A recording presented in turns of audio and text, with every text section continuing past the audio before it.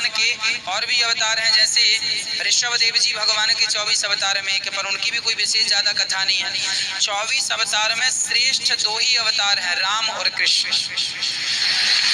24 में 10 प्रधान है, 10 में 4 प्रधान है, नरसिंह और वामन, राम और कृष्ण, और 4 में भी 2, राम और कृष्ण।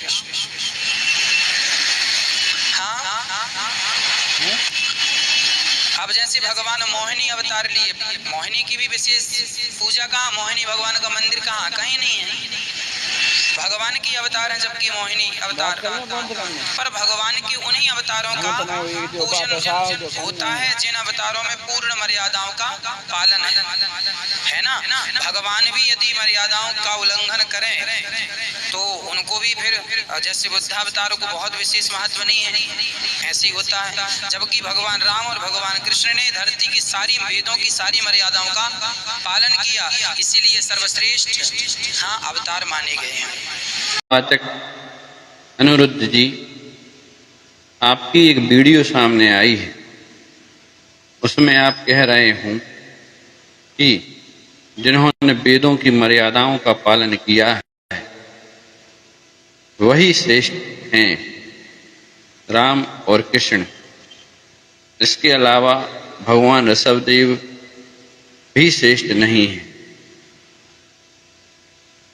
ये आपके जो वीडियो है उसमें कहा गया, यानी 24 अवतार का आपने कहा है कि उसमें 24 में से 4 और फिर 2 ही श्रेष्ठ हैं, राम और कृष्ण, क्योंकि इन्होंने वेदों की मर्यादाओं का पालन किया है, ये आपने कहा। सुनिए, सबसे पहले अगर पूरे विश्व को किसी ने मर्यादा का ज्ञान सिखाया है तो वह श्री ऋषभदेव भगवान है।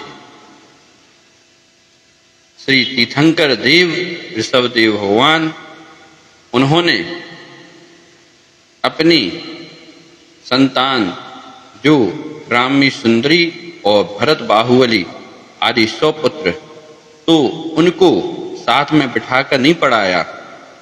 संतान होने के बावजूद, भाई बहन होने के बावजूद सुता सुतों को अलग पढ़ाया है। तो आप कहते हो मर्यादाएं, अरे भाई थोड़ा ज्ञान रखो। जिनके ऊपर वेद लिखे गए हैं वो वेदों से आप उनकी तुलना कर रहे हो। वेद वो हैं जो उनका गुणानुवाद है। ऋग्वेद क्या है? ऋग्वेद भगवान ऋषभदेव को समर्पित एक सबसे बड़ा वेद है, जिसमें भगवान ऋषभदेव को प्रणाम किया गया है और भगवान ऋषभदेव का सबसे ज्यादा वर्णन ऋग्वेद में है। आप कहते हो वर्णन नहीं है, तो ऋग्वेद तो पढ़ो, जो सबसे बड़ा वेद कहते हो आप, उस ऋग्वेद को आप पढ़िए। ऋग्वेद ही ऋषभदेव का वेद है और ऋषभदेव का वर्णन ही ऋग्वेद है। अब जो वेदों से ऊपर हैं, जिनके ऊपर वेद बनाए गए हैं, और उनकी आप कह रहे हो कि वेदों की मर्यादाएं में जो नहीं है। थोड़ा विवेक लगाओ, थोड़ा ज्ञान लगाओ।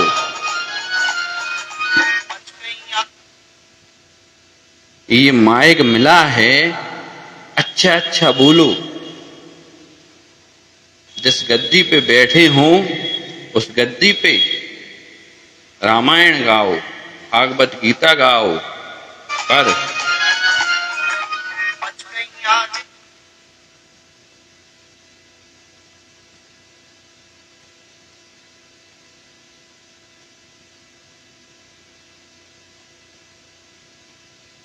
इन्हीं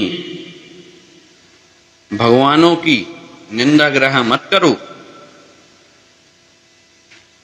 जानते भी हो, आप कह रहे हो उन्होंने क्या लीला कही है।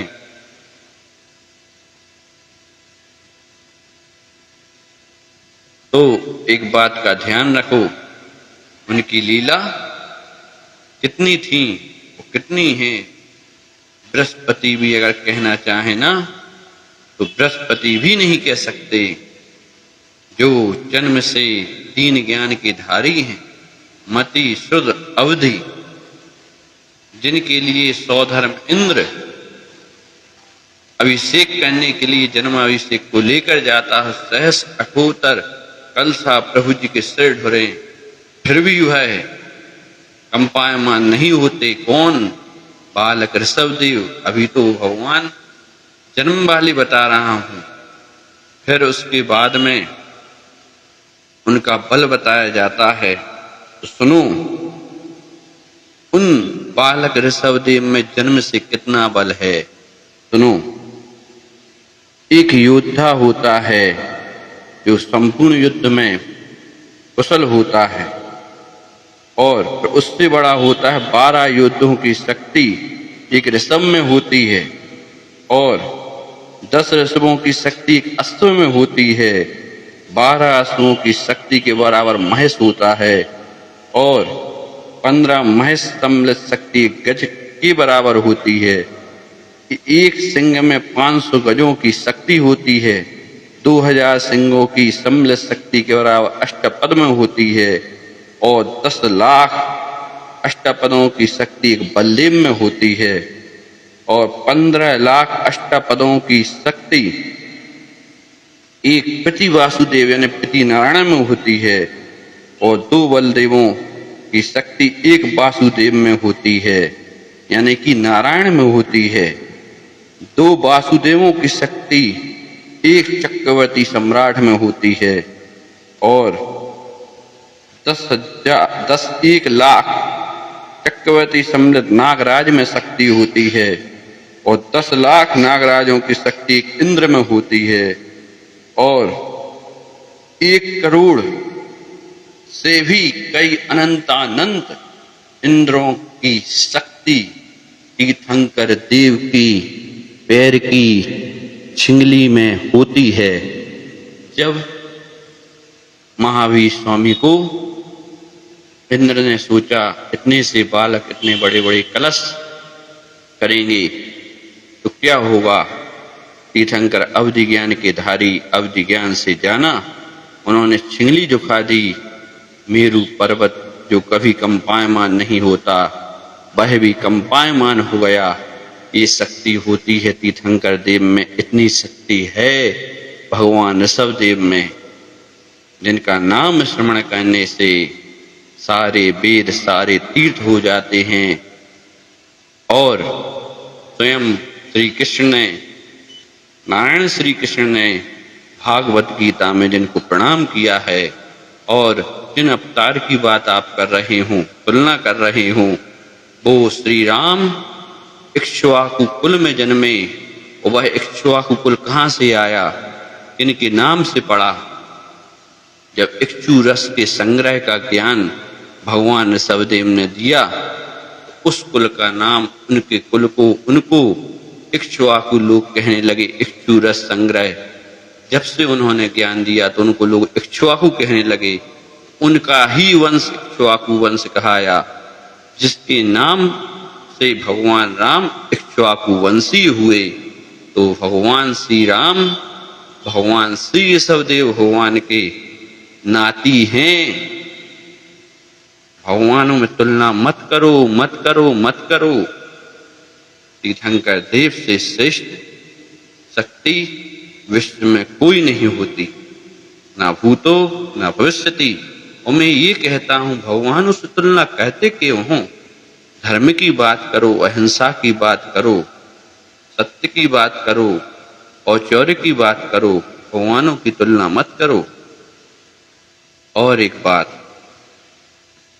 आप जो पढ़ रहे हो ना भागवत गीता, जो आप नूली नोटों पे खिसकाते हो ना, जो आप अंक गणित देख रहे हो ना, ये सब किनकी देन है? ये सब भगवान ऋषभदेव की देन है। अगर भगवान ऋषभदेव ना बताते ब्राह्मी सुंदरी को अक्षर अंक का ज्ञान, तो आज आप हिंदी ना पढ़ पाते, और आज आप गणित के सूत्र ना पढ़ पाते, जो आप कहते हो एक अक्षर यहाँ का वहां कर दिया, हमने आपकी वीडियो देखी है, वो इतने हो गए, तो आप हिंदी भी ना पढ़ पाते, आप गणित भी ना पढ़ पाते। एहसान मानो भगवान ऋषभदेव का। आप लोग कहते हो कि कम लिखा है, कहाँ लिखा है, ऐसा कोई वेद नहीं है जिसमें भगवान ऋषभदेव का वर्णन ना हो। ऋग्वेद में सबसे ज्यादा वर्णन भगवान ऋषभदेव का है। गीता भगवान ऋषभदेव के ऊपर से बनी है। बस इसलिए आप लोग नहीं कहते, क्योंकि दिगंबर होना पड़ेगा। अगर वर्णन करेंगे तो बहुत कठिन है भाई, पर नहीं बन पा रहे तो मत बनो, पर तुलना मत करो।